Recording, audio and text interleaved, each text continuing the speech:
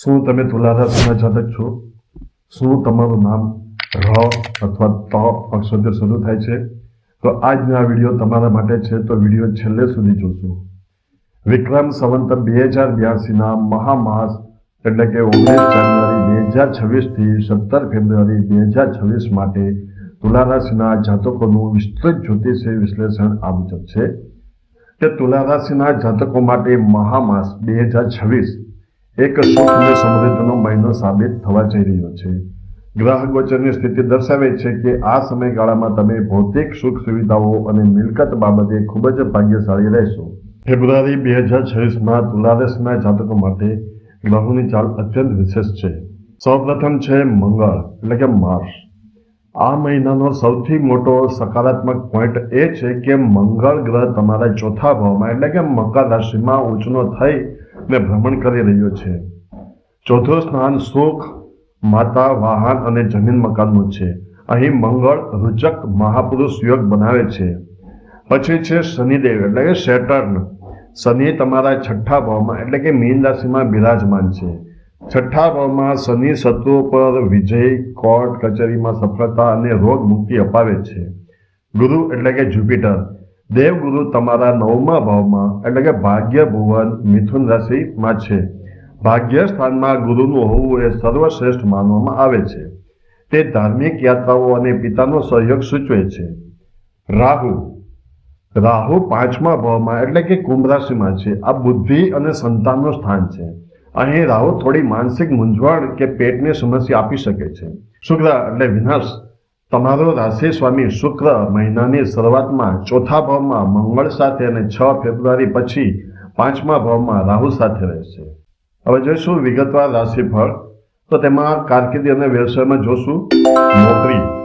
તો કે છઠ્ઠા ભાવમાં શનિ હોવાથી નોકરીમાં તમારું સ્થાન મજબૂત થશે. જે લોકો તમારા વિરુદ્ધ ષડયંત્ર કરી રહ્યા હતા તેઓ પોતાની મેળે જ પરાસ્ત થશે. તમારા કામની કદર થશે. 10મા ભાવ પર મંગળની દ્રષ્ટિ હોવાથી કામનું ભારણ વધશે, પણ તમે તેને આસાનીથી પૂરું કરશો. જોશો વ્યવસાય ધંધો. ઉચ્ચનો મંગળ રિયલ ઇસ્ટેટ, કન્સ્ટ્રક્શન, હોટેલ અને મશીનરીના વ્યવસાય સાથે જોડાયેલા લોકો માટે જેકપોટ સમાન છે. તમે નવી પ્રોપર્ટી ખરીદી શકો છો અથવા ઓફિસનું રિનોવેશન કરાવી શકો છો. ભાગીદારીમાં રાહુને કારણે થોડી સાવચેતી રાખવી. આર્થિક બાબતો કે જેમાં મિલકત, વાહન. ચોથા ભાવમાં ઉચ્ચ મંગળ અને શુક્રની યુતિ શરૂઆતમાં તમને નવું વાહન અથવા આલિશાન મકાન અપાવી શકે છે. જો તમે ઘર ખરીદવાનું વિચારી રહ્યા હો તો આ શ્રેષ્ઠ સમય છે. રોકાણ. શેર બજારમાં 5મે રાહુ હોવાથી સાવચેતી રાખવી. લાંબા ગાળાના રોકાણ માટે સમય સારો છે, પણ સટ્ટાકી પ્રવૃત્તિથી દૂર રહેવું. ભાગ્ય સ્થાનમાં ગુરુ હોવાથી આવકના નવા સ્ત્રોત ખુલશે. પારિવારિક જીવન અને સંબંધો. ઘરનું વાતાવરણ. ચોથા ભાવમાં મંગળ હોવાથી ઘરમાં ભૌતિક સુખ વધશે, પરંતુ પારિવારિક શાંતિ ડહોળાઈ શકે છે. મંગળ ઉગ્ર છે, તેથી નાની વાતમાં ઘરમાં કલેશ ન થાય તેનું ધ્યાન રાખવું. માતાના સ્વાસ્થ્યમાં સુધારો થશે. પ્રેમ અથવા લગ્ન. ફેબ્રુઆરીના બીજા સપ્તાહ પછી શુક્ર અને રાહુ 5મા ભાવમાં ભેગા થશે.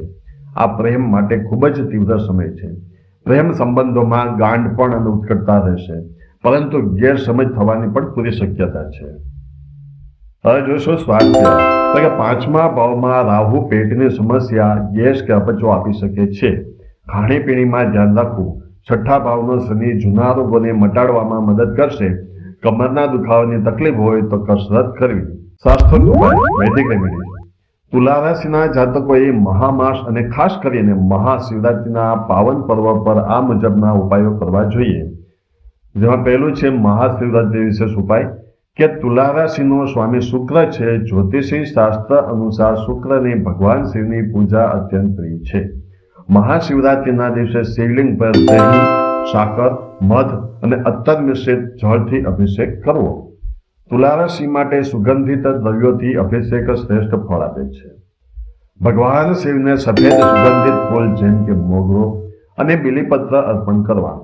શિવ મંદિરમાં બેસી શુક્રના મંત્ર ઓમ રામ દ્રેમ વૌમ સહ શુક્રાય નમઃ અથવા ઓમ નમઃ શિવાયનો જાપ કરવો. અન્ય ગ્રહ શાંતિ ઉપાયો જોઈએ તો ચોથા ભાવના ઉગ્ર મંગળને શાંત કરવા માટે મંગળવારે ગણેશજીને ગોળ અને લાલ ફૂલ ચડાવવા.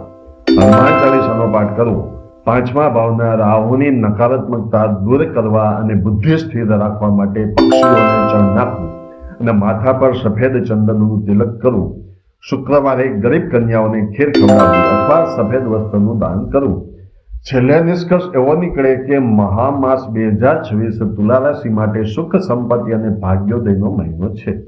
શનિ શત્રુઓને હરાવશે, ગુરુ ભાગ્ય સાથ આપશે અને મંગળ તમને જમીન મકાનનું સુખ આપશે. માત્ર સંબંધોમાં વાણી પર સંયમ અને સ્વાસ્થ્યમાં પેટની સંભાળ લેવી જરૂરી છે. જો તમે તુલા રાશિના હો તો કોમેન્ટમાં ઓમ નમઃ શિવાય લખવાનું ભૂલતા નહીં. વિડીયો ગમ્યો હોય તો લાઈક કરો, તમારા મિત્રો સાથે શેર કરો અને આવી જ સચોટ જ્યોતિષી માહિતી માટે આપણી ચેનલ લાઈવ એ યુનિક લાભને સબસ્ક્રાઇબ કરો. ફરી મળીશું નવા વિડીયો સાથે. ત્યાં સુધી રજા આપશો. જય શ્રી કૃષ્ણ, જય માતાજી.